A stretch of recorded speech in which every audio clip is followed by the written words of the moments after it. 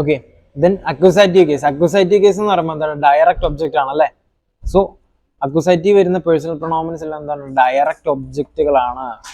അതൊന്ന് ഫ്രെയിം ചെയ്ത് പഠിച്ചു നോക്കുക എല്ലാവരും. ഓക്കെ, അപ്പം ഫസ്റ്റ് വൺ ഇഷ് എന്നുള്ള എന്താവും? മിഷാകും. അർത്ഥം എന്താ? എന്നെ. ദു എന്നുള്ളത് ദിശാകും, നിന്നെ. എറ എന്നുള്ളത് ഈനാകും, അവനെ. എസ് എന്നുള്ളത് ചേഞ്ചസ് ഒന്നുമില്ല, എസ് തന്നെയാണ്, പക്ഷെ അർത്ഥം അതിനെ.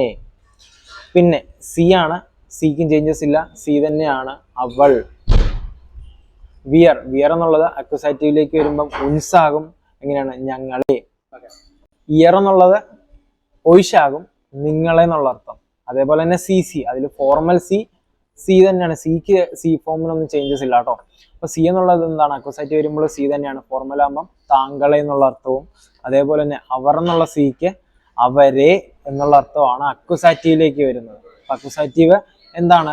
ഡയറക്റ്റ് ഒബ്ജക്റ്റിന്റെ ഒരു കേസാണ്. അപ്പം അക്യൂസാറ്റീവിൽ വരുന്ന കാര്യങ്ങൾ, പേഴ്സണൽ പ്രൊണോമൻ എല്ലാം എന്താണ്? ഡയറക്റ്റ് ഒബ്ജക്റ്റുകളാണ് എന്നുള്ളൊരു കാര്യം നിങ്ങൾ ഓർത്താൽ മാത്രം മതി.